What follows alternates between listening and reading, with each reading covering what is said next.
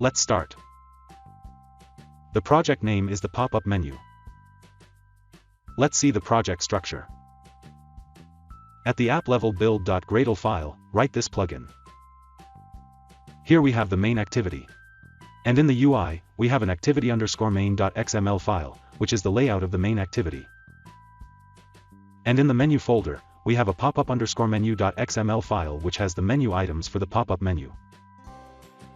In the popup_menu XML file, this is the menu. Let's see the UI. In the activity_main.xml file, we have a button, the pop-up menu. Let's see the Kotlin code now. These are the imports. This is the main activity.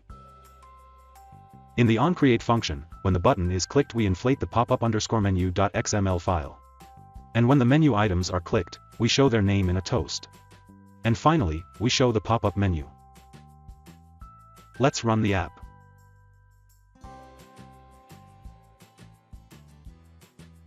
So that's it. That's how you can implement a pop-up menu in Kotlin Android. Thanks for watching.